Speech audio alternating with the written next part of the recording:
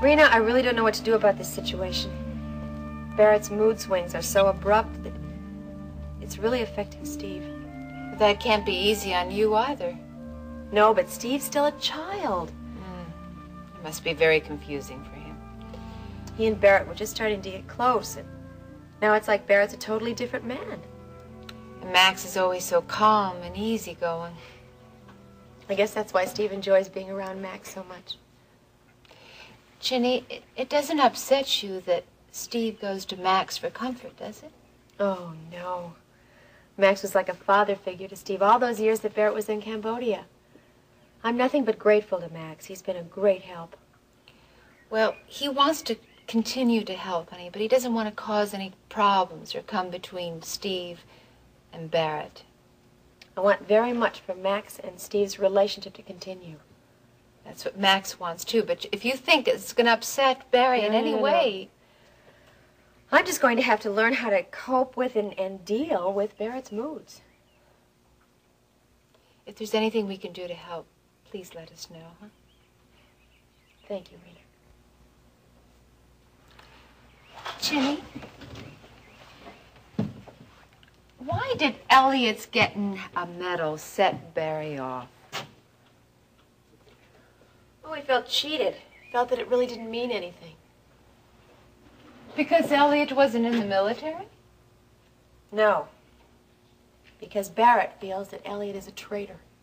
He thinks that Elliot was the one who gave the escape plans to the Cambodian guards. Well, now, there's no proof of that, is there? No, except that Barrett was there. Well, did he tell the people that who were debriefing him? No, he felt that it was just his word against Elliot's. What do you think? Do you believe that Elliot was the traitor? I used to. But I just don't know now. You know what you might do? What's that? You might talk to Elliot. Because he just might have some answers that'll help you out with Barrett. It was real awful, Mom. I heard about that. Tell me, how did he break his leg? He was pole vaulting. Oh, honey, that's pretty dangerous. I hope that you don't have to do anything like that. Oh, come on, Mom. I don't even do the pole vault. No, but you talked about doing some high hurdles, right? I gave up the high hurdles. I like long-distance running better. Okay. You know what I found in the attic this afternoon? What? My baby crib. I could fix it up for the new baby. I'd like that very much. You're a sweet guy, you know that? Oh, don't get all mushy, okay? Okay. Tell me, did you do your homework? I don't want you to stay up half the night. I did it all in study hall. With Easter vacation coming up, none of the teachers like to do much work either. Oh, is that how it works? I have something to do in my room. Wait a minute, Steve. Hen house needs cleaning. I'll do it tomorrow. Make sure that you do that. Dad? Yeah? I go on that camping trip next week. Well, now, I think you already know what my answer is about that. You're not going. Dad! Steve, why don't you go inside and see what Grandma's doing, okay? Okay. Barrett, I really wish you'd reconsider about that camping trip. It means so much to him. It is out of the question. There's too much to do around here. Now, for days, I've been trying to get into town to pick up some more ledgers like Granddad used. And I just don't even have time for that. Well, I'll pick them up for you tomorrow. What do you mean, you'll pick them up? Well, I'm planning to go to town tomorrow. You're not going anywhere. You understand? You're not leaving this ranch.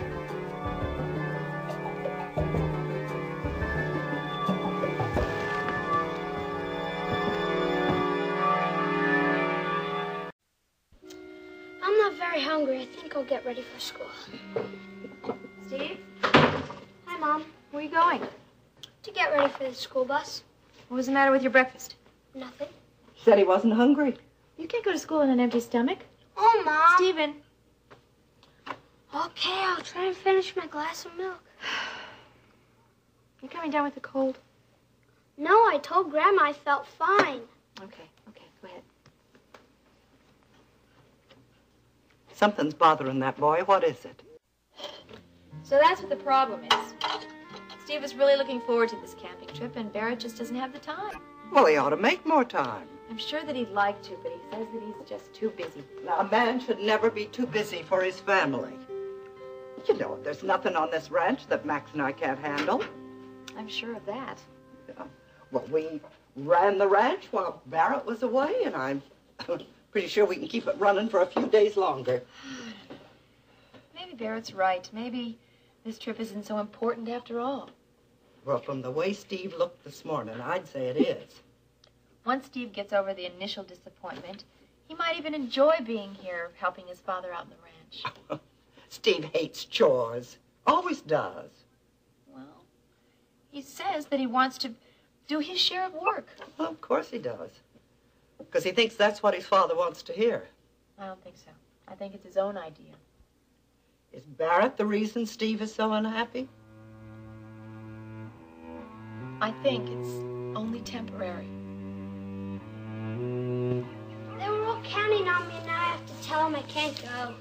Well, that's how it happens sometimes.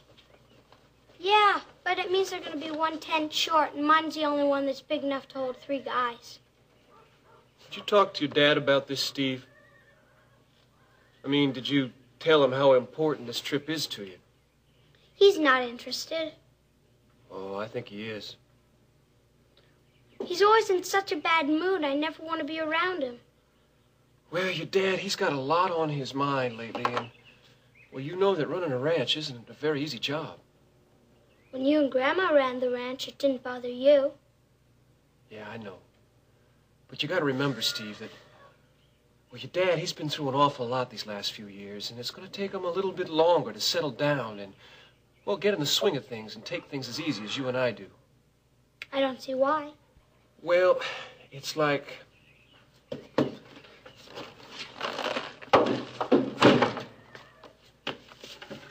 Come on over here, sit down next to me. It's like... Remember when you had the chicken pox a couple years ago and you had to stay home in bed for a couple weeks? Yeah, they wouldn't let me read or anything. Yeah. Well, you remember how hard it was for you to get back in the swing of things when you went back to school? It took me forever to catch up with the other guys. Yeah. And that's just what it's like for your dad right now.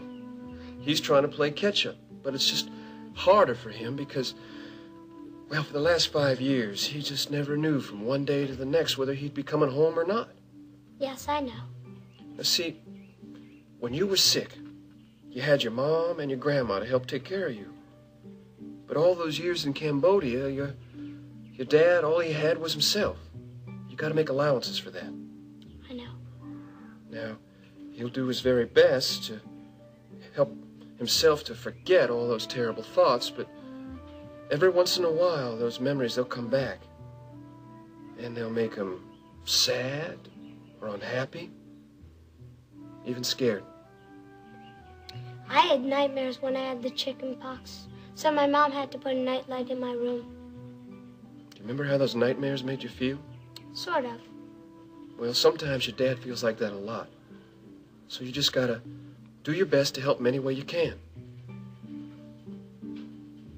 You wanna know how you can do that? Just by being a little patient. And look, for instance, I know that this camping trip means an awful lot to you. But it won't be the end of the world if you don't get to go on it, will it? I guess not. Okay, then. So you just take your time and help your dad as best you can, and pretty soon you'll see all his moods, they'll begin to disappear just the way your nightmares did when your mama brought that nightlight into your room, I promise. Okay? Now, if you don't hustle out of here and get down to that bus stop, I'm going to have to drive you all the way into school, huh?